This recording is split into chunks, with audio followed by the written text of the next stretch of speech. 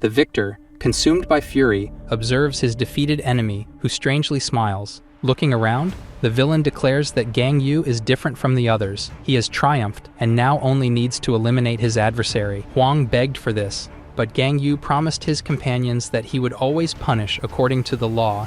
This is the story of the hero who regretted not acting like a villain that day. After an intense battle with numerous casualties, Gangyu finally defeated the world's most dangerous villain, Shenghuan Huang. However, instead of killing him, he decided to hand him over to justice, which sentenced him to death. Now Huang is imprisoned on the 5th underground level of the maximum security Ruculus prison, with a device that suppresses his powers, awaiting the day of his execution. The heroes of equality, who perished in the fight against Huang, will be honored with a collective funeral that night. The only survivor among the heroes could only lament having survived. Gangyu's brother turns off the TV and says he should be resting and not watching the news. Gang Hosiu is a prison officer at Ruculus prison and one of those responsible for carrying out sentences. Gangyu confides in his brother, saying he should have killed Huang with his own hand. His brother interrupts him and reminds him of the promise made to his companion. Then a flashback shows the leader of the equality heroes explaining the principles of a hero, emphasizing that they must never kill, even in the face of terrible villains, because criminals also have the right to a fair trial. To Gangyu, none of this nonsense made sense, but she made him promise. His brother agrees with this view and emphasizes that Gangyu has already fulfilled his duty as a hero and tells him that Huang's execution is scheduled for next week, asking him to trust him and the other officers to carry out the law. Then he goes with his brother to the collective funeral to say goodbye to their companion.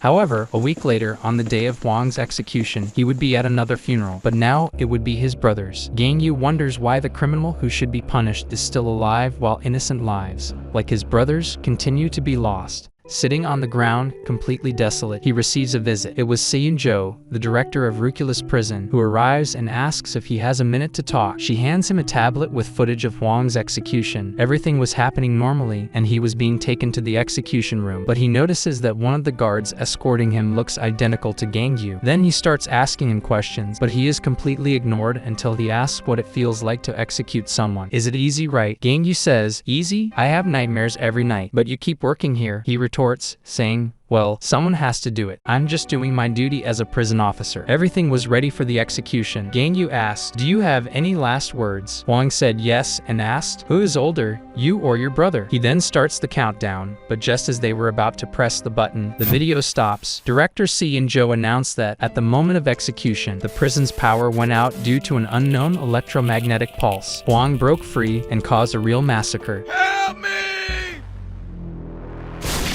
Leaving Gangyu for last, Huang said he thinks he is the older one and asked if he was right. Enraged, Gangyu tries to attack him but fails completely. Even without superpowers, he couldn't give up, but without difficulty, Huang turns him into a pool of blood and says he will ask Gangyu if he was right. Seiyun-jo says these unidentified electromagnetic pulse attacks not only freed Huang, but all the inmates. The good news is that they managed to keep everyone inside the prison, but the criminals are without their power suppression devices, and several officers are still inside. So she says she needs his help to end the rebellion in Ruculus prison. He agrees, but with one condition: he does not go in there as a hero but as an executioner.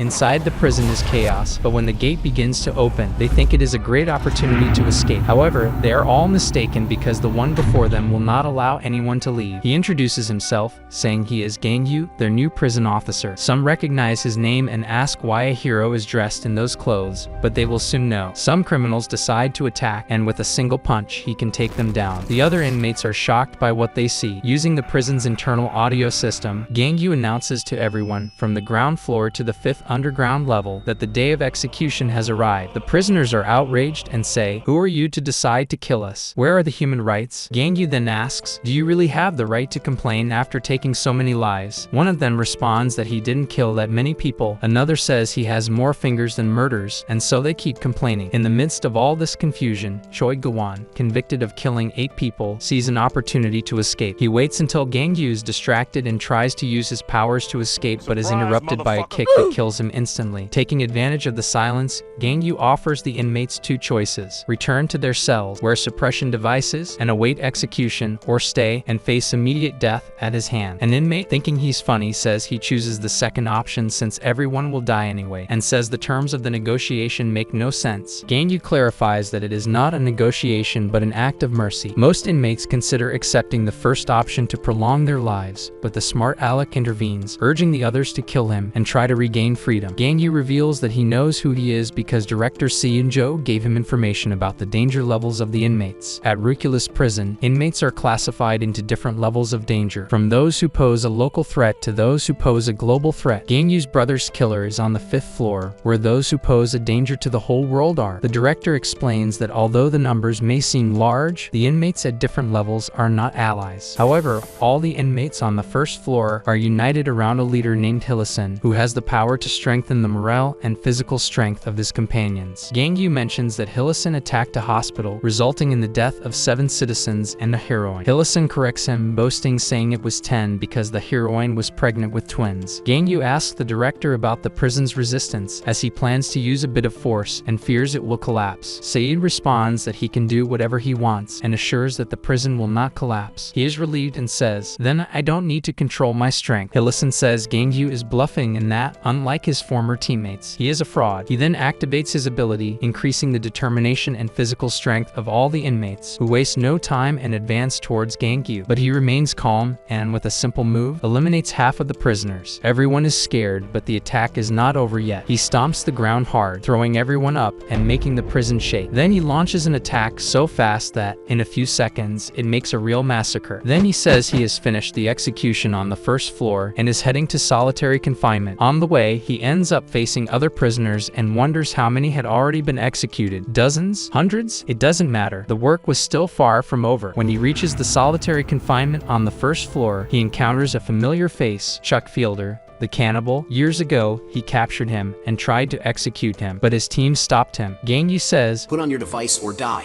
But Chuck says he's not interested. Gangyu then cuts off his head, but it was just an illusion. Chuck reappears and starts talking about why he started killing, creating another illusion with his power. However, Gangyu manages to cut his arm off before the illusion is complete. He declares that he can no longer stand hearing Chuck's voice and will end this quickly. But before he can act, Chuck uses his ability to create a new illusion, making his former teammates appear, thinking this would make Gangyu lower his guard, but he destroys them easily. Chuck cannot believe Gangyu cut down his comrades without hesitation, but he says mere illusions do not affect him and splits him in half. Chuck declares that he is not a prison guard, but a monster similar to Huang. Huang is bored. He tried to distract himself by fighting with the girl imprisoned on the same floor as him, but she shows no resistance. He wonders if Gangyu will take long and is undecided whether to wait or go up. Then 3 mysterious figures are shown outside the prison, observing everything that is happening inside. Sinka is completely infatuated and wants to make Gangyu her husband. However, her subordinates are confused as they caused a blackout in the prison to save Huang precisely because she had said he would be her husband, and now she wants to marry a hero. She says he is no longer a hero, at least he does not seem to be. Unable to decide which one she prefers, she decides that the one who manages to get out of this prison alive will be her husband. Meanwhile, in the prison, the director tries to convince Gangyu to rest, as the prisoners will grow stronger as he descends. But he says to open the next door, as he is already ready to continue. She gives up and agrees, but asks a favor. There are still guards alive on the 2nd basement floor. She asks him to save them so they can return safely to their families. He asks if there are more survivors on the other floors, and she says she doesn't know. The only floor they can still monitor is the 5th, and the situation is not good at all. He finally goes to the next floor,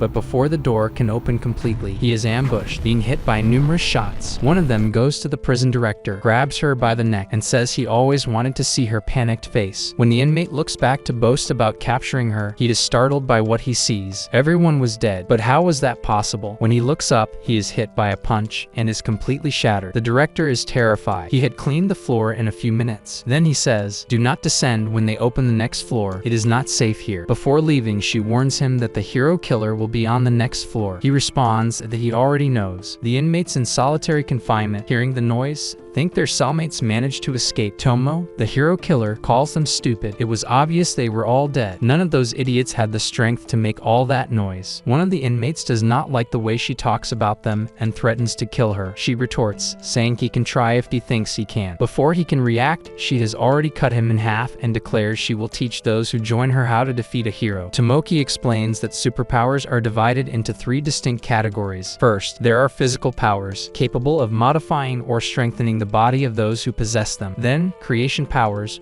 which allow generating something from nothing. Finally, there are special powers, which do not fit into the previous categories. Tomoki claims to know Gangyu's ability in detail. However, the other inmates doubted her ability to defeat him. She explains that Gangyu is strong, but when she used to be a hero, she managed to watch one of his training sessions and says he has physical type powers. Besides knowing his weakness, she managed to convince everyone to follow her plan, coordinating it from afar. As soon as Gangyu arrives, he starts being attacked, but his physique is so strong that it is not worth dodging. This was part of the plan. Then, one of the inmates takes advantage of the attacks to attach 30 superpower suppression devices to him. Everyone celebrates, thinking the plan worked, but Tomoki's strategy has 3 flaws. The first is that she underestimated Gangyu's strength, and he easily destroys all the devices. She asked to move to plan B, which was to use hostages, but that was her second mistake. Assuming his ability was only physical type, however, it was also special type, allowing him to easily save the hostages. And her third mistake was assuming she was dealing with a hero. He is an executioner. The inmate who was helping coordinate the attack from afar with his powers gets frustrated with the plan's failure and starts cursing Tomoki. Impatient, Tomoki kills him and says that a mediocre criminal like him wouldn't understand, but 30 power suppression devices were more than enough to seal any first-class hero's power. How did he destroy them so easily? Rumors said he was only in the equality group because he had an affair with the leader, but now Tomoki had no more doubts. He really is strong and had been hiding his true strength all this time. Irritated, she tries to attack the guard she was holding hostage, but before she can touch him, her hand is cut off. When she looks back, there he is. Gangyu? He asks what her last words are. Tomoki asks if all the equality heroes, except him, are really dead. He says yes. Then it is revealed that Tomoe, one of Gangyu's comrades, was her sister. A flashback shows Tomoki's past. She became a hero because of her younger sister, who had no powers and depended entirely on her. But Tomoki was extremely narcissistic, and when she killed for the first time, she felt an addictive sense of superiority. And since then, she never stopped. One day, Tomoe, to find out why her sister always came home late and smelling of blood, followed her and ended up witnessing what her older sister had become. Tomoki, completely hallucinated, asks if her sister wants to join in and says that the feeling of killing is very good and she should try it. But Tomoe, deeply saddened by what her sister was doing, awakens a hidden power that allows her to chain Tomoki. Tomoki managed to escape, but her sister did not rest until she brought her to justice. And that's how she ended up imprisoned, and her sister became one of the most powerful heroines. She asks if her sister died without suffering. He says that Tomoe died calling her name until the end. She gets a little shaken and lunges at Gangyu, trying to hit him, but the power difference is so great that a simple punch from him is enough to bring her to her knees. He says it saddens him that he will have to kill the sister that his teammate loves so much. Tomoki says he doesn't have to do it and starts begging for her life, saying, "Did you forget what you promised Ryoza?" Gangyu says he is no longer a hero and asks what she did when her victims begged for their lives, exposing her hypocrisy, and kills her without any remorse. Gangyu's attacks are so strong that they echo even outside the prison. But what he couldn't imagine is that he was accidentally making someone fall even more in love with him. Huang, for some unexplained reason, is carrying a mysterious female inmate from the 5th floor when a new tremor occurs. There is no doubt that it's Gangyu. He then decides to go up to meet him but is surprised by an attack that throws him against the prison wall. The mysterious figure then says, "Bored kid, then let grandpa play with you." Huang mocks, saying, "Wow, a scary grandpa." The guards monitoring the 5th floor call the director. She notices they are scared and asks what's happening. They then say that prisoner 001 has just found Huang. She comments that this is good news since it means one of them will surely die, and she expresses her support for Kingston, as unlike the other prisoners on floors 4 and 5 who killed thousands of people, he'd only killed 3. His first victim was the most powerful villain of his time, Caracas, but he wasn't satisfied, so he also killed the 2 most powerful heroes of his time. However, even more disappointed, no one, whether hero or villain, was challenging enough to use all his strength, so he decided to surrender voluntarily. He was the first inmate of Rucula's prison. Due to his strength, his execution was postponed for over 30 years. Huang says he doesn't want to play, but Kingston says, "Don't worry kid, I won't kill you. we're just going to play a little. Hwang decides to give it a chance and accepts to play. He then uses his power to crush the bodies of the agents and throws them at him. But even being old, he still has extremely sharp reflexes and can easily defend himself. Kingston says he thought he used telekinesis, but something seems different. Hwang changes his mind and says it's not fun to play with him. After all, why waste time killing someone who will die of old age? Kingston doesn't like the comment at all and says he's met many arrogant people like him in the past and will teach him good manners. Meanwhile, in the monitoring room, one of the guards shouts that the building is collapsing, but the director says he's being dramatic. There are 20 layers of special walls made to withstand any type of attack. It's impossible to destroy. Kingston then advances towards Hwang and launches an attack so powerful that it makes the entire prison shake, surprising even Gangyu. Hwang manages to dodge, but the attack was so powerful that Kingston went through all the layers of the prison wall. Then the director, completely scared, declares, "We're screwed." Hwang is impressed and wonders if he should follow him. Then someone tells him, "Forget that, old man. You'll have more fun staying here talking to me." "But who are you?" he asks. She says he'll know everything after they talk, but first, she says the spectators can leave and turns off the monitoring camera. Annoyed, the director wonders, "But who is that girl and how did she get to the 5th basement?" Gangyu was waiting for the guards to open the gate to the next floor, but communication was failing a lot. Then, with a little force, he easily opens the gate, but there was something different from the other floors. This one was empty and had a strong smell of blood. No matter where he looked, he found nothing. This didn't make sense, as there should be 30 prisoners plus the guards, but there were no bodies, until, while searching for survivors, he heard a scream. It was a guard being chased by several creatures. He saves her and asks if she's okay, but instead of getting a response, he is surprised with a hug. She had mistaken him for his brother. Then he clarifies that he is not Gangyu, but his brother. She is impressed by the resemblance between them and asks what he was doing in the prison. He says it's not safe to talk there. Then she says, "I'm sorry for this, brother-in-law. I'm happy to finally meet you." Gangyu is completely taken aback. She introduces herself as Jia Hong, a prison officer at Ruculus and his future sister-in-law. Gangyu says he knew his brother had a girlfriend, but he never mentioned marriage. She then says she has news to share, points to her belly, and says, "Your nephew or niece is growing here. We found out recently. Gangho was planning to tell you as soon as Hwang's execution was over. Is this all true?" he asks. Jia confirms and asks if there's something wrong. She didn't know what had happened to Gangho or the current situation of Ruculus prison. Due to the communication failure, she thought it was just a simple riot. Gangyu explains the gravity of the situation and mentions that he is there to execute all the prisoners. Jia asks if he has any news about Gangho, who was on the 5th floor when everything happened. Afraid of her reaction if she knew the truth, he decides to lie, saying that the 5th basement sent rescue signal. She is relieved to hear this. He tells her to go up because it's not safe there, but she is stubborn and insists on staying to help. Jia reveals that she has the ability of psychometry, which allows her to read the mind of anyone who makes eye contact. She reassures Gangyu, saying she didn't use her abilities on him. "And how will that help me?" he asks. Jia begins to explain the situation on the 2nd basement floor. There are 2 prisoners here named Neil and Male, siblings whose powers are creation and special. They summon several creatures and attack the prisoners and agents, turning everyone into their puppets. Gangyu says he already knows what their powers are and that they are disciples of that wizard, and says he doesn't need more information and asks her to leave. Jia responds that he needs her ability to differentiate the agents from the inmates. Gangyu questions if it wouldn't be easier to destroy everyone, but Jia explains that the agents are still alive and will return to normal once they are freed from the siblings' power. After a long conversation, he realizes that Jia won't give up, so he agrees to take her, but with one condition. He uses his power to create a sphere around her and says she will have to stay inside it, as it's the only way to ensure her safety and the babies. Then they move forward towards the puppets. She says this is the power of the older brother, Neil. He asks who the officers are. She activates her ability and says it's the last 2. Gangyu then uses his power to make the sphere opaque, preventing her from seeing the massacre he is about to carry out. Gangyu uses his power to immobilize the officers being used as puppets and says they will be spared, but the prisoners will be killed. He begins to destroy the puppets. The siblings, who are coordinating the attacks from the solitary confinement on the 2nd floor, are scared by his power level. Male asks, "What do you think? Is he stronger than our master or that woman?" Neil responds that he doesn't know. Male is afraid, but her brother reassures her, "Don't worry, it won't be easy for him to kill us." Jia is annoyed and asks why he locked her in. Gangyu apologizes and promises to warn her next time. She asks what's happening, and he explains that he quarantined the guards and that the prisoners will all be executed.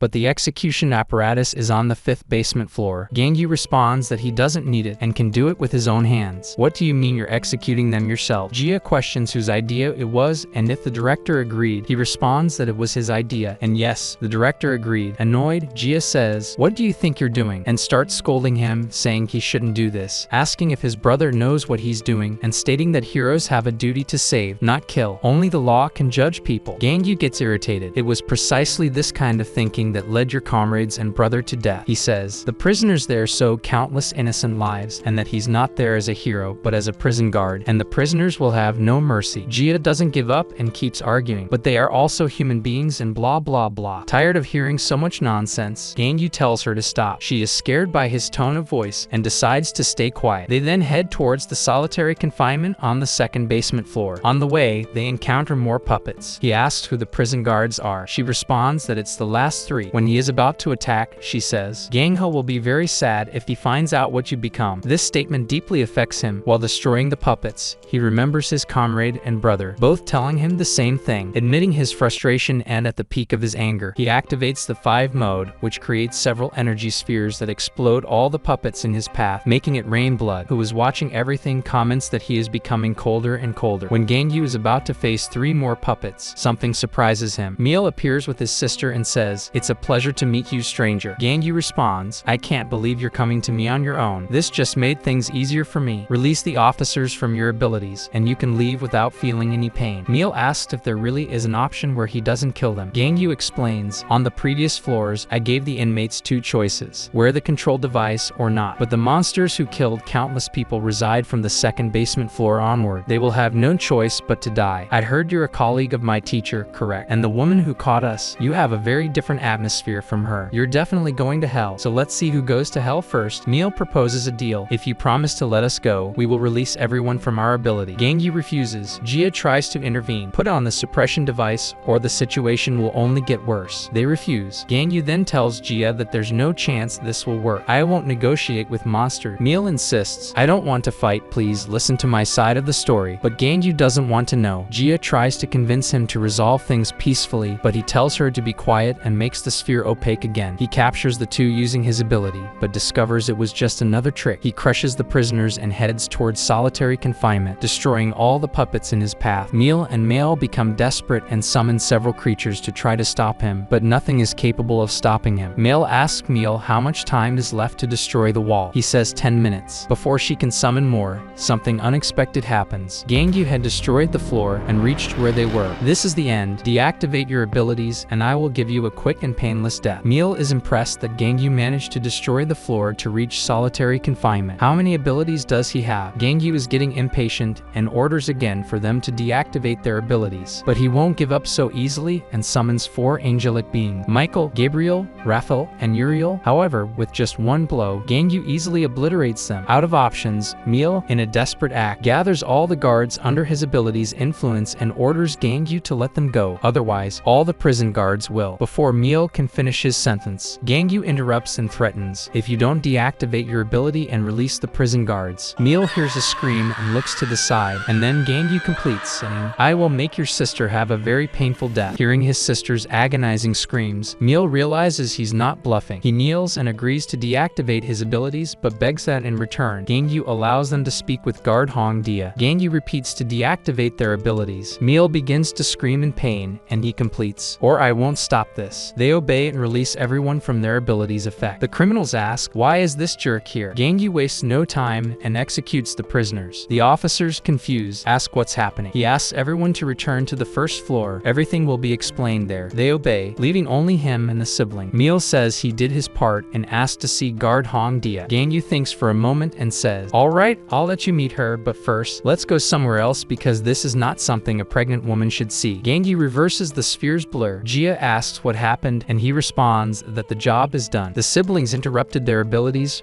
freeing all the guards. She asks where Meal and Male are. Gangyu says, "They're right here. They want to talk to you before being executed." Jia tries to argue that they're just children and there's no need to kill them, just put on the control device. But Gangyu, tired of repeating, insists that there are no innocents there. Everyone from the second basement floor onward killed thousands of people and emphasizes that he will execute everyone without exception. Meal asks Jia if she thinks they deserve to die, claiming they did nothing to deserve this and asking her to say something in their defense. Gangyu allows it but tells her to be brief. The truth is Jia wanted to help them, but she says, "What you did was," and and doesn't complete the sentence, staying silent, indicating that their crime is so indefensible that even she can't defend them. Gangyu asks, nothing to say. He darkens the sphere again and says, well, then let's proceed with the execution. Male goes into a crying fit and tells Meal she doesn't want to die, but there's nothing he can do against such overwhelming power. However, when Gangyu finally launches his attack, something surprising happens. His companion, the wizard who was killed in the battle against Huang, appears before him and protects Meal and Male with a shield. Completely confused, Gangyu wonders, what the hell is happening here? What is this? Could it be an invocation made by the twins' ability? It's not possible they have a defensive ability of this level. I'm sure the wizard used this ability himself, but why? Why would he cast such a powerful defense spell on them? Gangyu has many doubts, but in the end he says, well, whatever, nothing would change even if I thought about it. Then he throws a punch, destroying the shield, but the wizard quickly rebuilds it. He then says, old bastard, why are you protecting them? He continues destroying the shield, but no matter how many times he destroys it, the wizard always rebuilds it instantly. Seeing how much he was struggling to protect the twins, Gangyu begins to feel a certain unease he can't shake off. A flashback shows one of the many memories he has of his companion. One of the members asks if the wizard isn't tired, and then asks Tomoki if they will have children when they get married. She responds, since when did I say I would marry you? They start arguing, and Law asks them to stop fighting. The wizard calls everyone to play with the children. They go, except Gangyu, who sits alone under a tree, until someone calls him. It was the wizard. He asks if Gangyu doesn't like children. He responds that it's not that he doesn't like them, he just doesn't know how to interact. You can simply do what your parents did when you were a child, says the wizard. Gangyu then tells him he doesn't know how to do that because his parents died shortly after his birth. The only family member he had was his older brother. The wizard is surprised and apologizes for that. Then there's an awkward silence until his companion says they could do it together. I'll help you act childishly. Gangyu makes a strange face and the wizard laughs, saying he was just kidding. He says he didn't know he was capable of making such an expression, but he wasn't kidding completely. If things get tough for you, you can act like a child with me. Gangyu thanks him but says he'd rather not go down that path. On the day of the battle against Huang, seeing all his companions severely injured, he starts crying tears of blood. However, in his last breath, the wizard tells him that it's alright and everything will be fine. After remembering all this, he decides to cease his attacks and frees Hong Dia. Gangyu asks Jia if she can read the memories of abilities. She says yes, so he asked her to read the memories of this ability. He wants to know what the old man was thinking when he cast that spell on them. She then shows the memory in her hand, saying this is the memory stored in the hero wizard's ability. Gangyu says it looks unpleasant, but Jia says it looks cute. He asks why the siblings' memories are there too. She says it's because the ability was cast on them. I didn't show them on purpose, she says. Gangyu says, just to be sure, let me say this again. No matter what story they have, it won't change the fact that they killed thousands of people. I'm still going to execute them. Jia says, okay, then lets the memories fall on Gangyu. We have a flashback of a fancy auction for VIP members who like to collect people with abilities. We see people caged, and Neil and Male are in one of them when they were just 6 years old, and it was their own father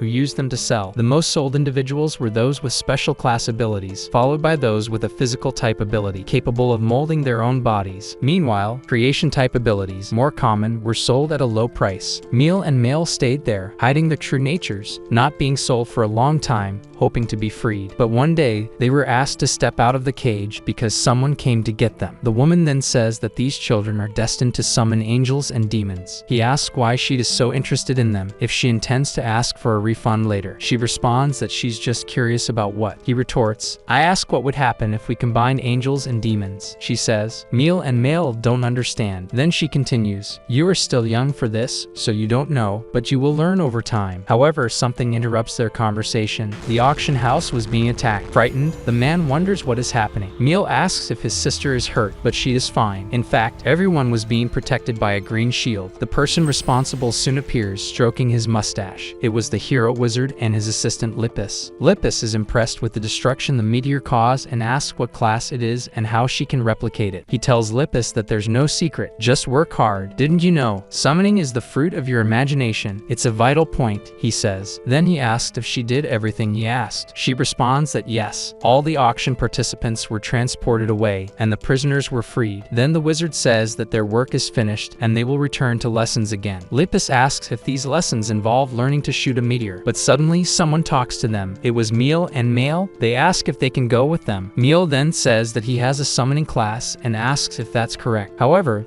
Lepus doesn't like the direction of the conversation and says the wizard promised her that she would be his only disciple, but he responds that he never made that promise. Curious, he asks the twins to show their abilities. They agree and summon an angel and a demon. Lepus finds this bizarre, as children usually summon things like toys and puppies. The wizard is impressed and decides he will take them and teach them magic. 3 years passed, and they learn to control the summons. The wizard says that the secret of summoning is to be able to imagine what they want to create in their mind. He tells Meal that the angel he summoned is formed by many images of his mother, who loved and protected him the most. As for Male, the demon she summoned is composed of several images of her father, who used to do cruel things to her. He says that if they open their eyes to the world, they will be able to summon many more things. Lepus comments that the best is the meteor, and he responds, "Sure, it's fine if you're only interested in one area, just like this little bunny here," and adds that he's excited to see their future evolution, but they say they are interested in heaven and hell. "Heaven and hell?" asks the wizard. Lepus comments that this is nothing like other children. Then Meal says that before she died, his mother said that good people go to heaven and bad people go to hell. These words have been our guide. We hope that good people go to heaven and bad ones end up in hell. They say together, they want to make the world better. The wizard is confident they can do that because they are better than anyone else. Then, one day, Lepus brought a message from the Hero Association for him, informing that they need his help. He doesn't understand. The Hero Association had ignored all his ideas and now decided to act on its own. Then she informs that Aswood appeared near Finland. He is frightened and says they should have sent the Equality Group immediately. What are they thinking? He wonders. The wizard asked her to call Meal and Male. "Are you leaving?" They ask. Male hugs him and begs him to stay. Meal asks when he will return. "Considering the enemy we will face, it will be at least several years," he says. They even ask to go along, but he says it's too dangerous. Meal begs him to take them, saying he doesn't want to be discarded again. Lepus says she's not an object to be discarded. The wizard then casts a spell on them and says it's a farewell gift. "The mark of my ability will be impregnated in your clothes. Now, go to the shelter. They will take good care of you there. And don't worry, the day will come when we will meet again," he completes, saying, "Until then, grow strong." But after saying goodbye to their master, they didn't go to the shelter, perhaps out of fear of getting close to someone again. Instead, they stayed in a remote place and started to get stronger. However, all this isolation wouldn't be good for them, and they began to question, what did they need to do to become strong enough until their master's return? What is good and what is bad? What should we do with our abilities? And so, 2 years later, Meal and Male developed their own idea of what is considered good and bad. Their distinction was formed. They returned to their hometown and began to create the heaven and hell they had imagined. Meal and Male returned to their hometown and began to build the utopia they envisioned. With the help of their summons, they monitored the entire population for a month, categorizing people into those who would go to heaven and those who would go to hell, according to the simple and childish ideals they had learned from their mother. These ideals included things like not stealing, not littering, avoiding making noise in public places, not lying, and things like that. Everyone found these standards frightening. After all, who has never lied once in their life? Meal cornered a mother with her child and told them not to be afraid, saying he knew she had lived a kind life. She begged to let them go. He replied that she didn't need to worry because she wouldn't die. The creature pierced her with its arm, and he completed, "You will just have a happy dream for all eternity." The news of what they were doing in that small town spread everywhere, reaching the ears of the Hero Association. Yutoridi, the president of the association, was about to start a meeting but noticed several empty chairs and asked, "Where are the others?" Chibirinzu, a third-class heroine, responded that all the others were on vacation or something like that. Kusta, another third-class hero, suggested they get straight to the point and commented that there were some quite interesting cases. They began to analyze the cases, but Kusta and Tu were bored because there were only level 1 difficulty cases, and only level 2 difficulty cases would help them rise in rank. The president of the Hero Association said he had a level 3 difficulty case and asked if they were interested. Tisha said no, because in that type of case, the criminals are very difficult to catch, and she would end up losing a lot of time. But she became intrigued by one of the cases and asked, "Why is a case in a small village appearing here?" Yutoridi then said that these children were already categorized as level 1. They were surprised that 2 children were already categorized like this, and asked how old they were. The president said they were around 10 years old. Kusta then said, "They are very young, probably not even hit puberty yet." but they have already managed to take over an entire village. When they grow up, they will probably be at level 2 or 3. Should we really wait for them to grow up? The president said not to worry, as that would take 5 years or more to happen. They agreed, but Utoriti said there was something curious about these children. They were apprentices of the hero wizard. Tsushu suggested asking the wizard to deal with his own mess, but Kusta said that the hero wizard was busy in Finland, dealing with the villain Aswid. Then, a mysterious figure who had not spoken until then raised her finger. Everyone looked in her direction. Her name was Thu, a third-class heroine with summoning abilities. She asked for permission to go there. As soon as she arrived in the village, she was impressed with what she saw. The power of those children hovered in the sky, monitoring everything through a crystal ball. Meal and Mail were watching the intruder closely, trying to identify her intentions. They found the children's puppets and wondered, while taking a selfie, if it was a special type power, if they were brainwashed or just asleep. She commented that they didn't seem dead, but what could this be? When she was about to take another photo, Meal and Mail turned their puppets into themselves and asked the stranger what she wanted. She was impressed and said that those with special type powers have incredible abilities, even managing to do something like this. What else can you do? Meal asked her to answer the question, but Thu was curious and asked if the wizard knew they were in the special type category since, as far as she knew, he only accepted summoners as apprentices. Did you deceive him? Meal was curious and asked, who are you anyway? She then introduced herself. My name is Thu, and I am your senior. Meal said that the only senior they have is Lepus, so the wizard didn't tell you about me. She started to tell a brief story. I really like sharp things. The wizard told me that if I wanted to train in attack magic, I also needed to train in defensive magic, but defense magic wasn't my forte, so I didn't listen to him. After that, he slowly stopped paying attention to me. He had abandoned me. He is so cruel. The atmosphere became awkward, and she started screaming that yes, he was very cruel. Male, seeing her go crazy, told her brother that she was scary. He continued saying, he had said that I was talented in magic and always smiled and praised me, but he abandoned me. He is very cruel. Meal, scared by all this, asked her to leave, but she had other plans and summoned several sharp blades. Meal screamed for her to stop, but it was no use. She started killing all the people under their abilities' effects, hoping to make the hero wizard remember her again. As she killed those people, Kithu laughed frenetically, finding it all wonderful. Meal and Male managed to return to their bodies safely and, looking at the crystal ball, realized that the utopia they were building was being completely destroyed by that lunatic. The more people she killed, the more addicted she became to that sensation, jumping between bodies and saying happily that she didn't imagine that this sensation would be so good. She wanted more. When she was about to kill another person, Meal and Male appeared and activated a shield to protect him. Kithu was impressed. Wow, defensive magic. You did a good job learning from the professor. This magic is quite strong, but your attacks still have a lot to improve. Male shouted angrily, you will definitely go to hell. Kithu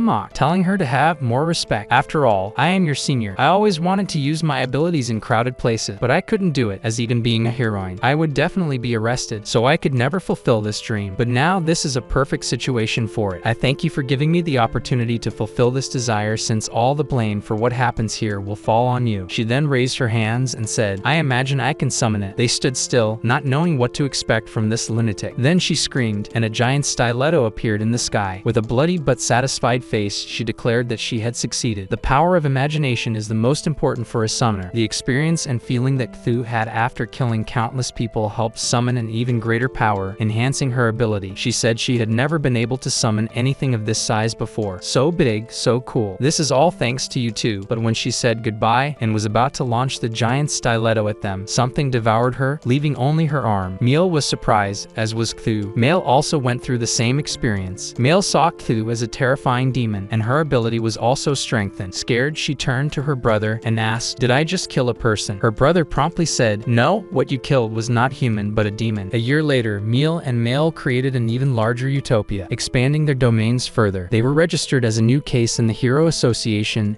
and were now considered level 3 villains. When the wizard found out, he was incredulous. The president said he heard they were his disciples. The wizard asked what happened to them. The president replied that he should be asking that question. The wizard then said he needed to go there now, but Utoriti said he didn't have permission to go. This case will not be assigned to you. The wizard asked why this decision. The president then said, I clearly asked you to kill Aswid, but instead, you captured him and handed him over to the government. There are no reasons for me to let you do whatever you want. The wizard, angry, said there was no more reason to talk to him and said he was leaving. But the president would not let his authority be so easily disobeyed and said he had no authorization, using his power on the table to try to intimidate him. The wizard doubled down and told him to shut up, saying he was nothing more than a lunatic obsessed with power. Amidst that imminent fight, a calm voice emerged. purged. Instead, it was the third-class heroine Ryosa. The president loved the idea and gave her permission to go, but the wizard, dissatisfied, said he had already said he would go there. She then approached him and said, "Wizard, you can trust me." Now, in the city, in one of the buildings, Miel looked at the crystal ball and said they had a visitor. They wondered how many sins the stranger who came had committed so far, and so ended chapter 15. Guys, this was the first 15 chapters. I really want to bring the new chapters. If you want to, please like the video and comment.